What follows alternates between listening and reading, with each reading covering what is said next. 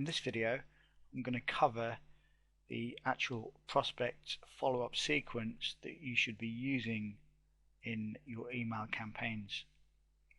So I've got 3 different tips that I'm going to go through, and the first one is you should be emailing your prospects every day for at least the first 5 to 7 days as soon as they join your list. Now, the reason why you should do this is because when somebody joins your list, it obviously means that they want the free information or the free gift that you're currently giving away. And the reason why they want that information is because they have some type of problem within their business. So they want the free gift that you are currently giving away, and for the first 5 to 7 days, this is going to be when they are most responsive. Okay, this is when they're going to be most responsive and they're going to be most interested in trying to find a solution to their problem. This is why it's very important for you to be emailing your prospects every single day for at least 5 to 7 days, because this is going to be when they are most responsive. So tip 1 is to make sure that you email every day for at least the first 5 to 7 days.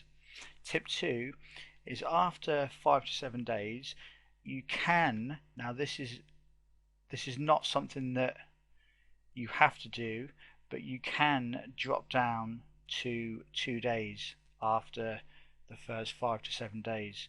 You can then drop down so that you email every day for the first 5 to 7 days, and then you can change your emails so they go out every 2 days after the first 5 to 7 days. And then after 3 to 4 days of sending your emails with 2 days apart, you can then drop down to 3 days, but this is purely optional. Now, if you were to email every day for the first 30 days, that would be absolutely fine. Okay, as long as you're giving out some great free content, then there's no harm in you emailing every day. Obviously, you don't want to bombard people with offers every single day, because people will get no value and you're going to get tons of people unsubscribing from your list. So as long as you give out plenty of good content, obviously use everything that I've shown you throughout the course to sprinkle some links within your content, and you can obviously push your own products as well. But if you give some good information, there's no reason why you can't email every day for at least for the first 3, 4, 5, 6 weeks. It really is completely up to you. So tip 2 is you can drop down to 2 to 3 days after the first 5 to 7 days on your email campaign, but it's entirely up to you.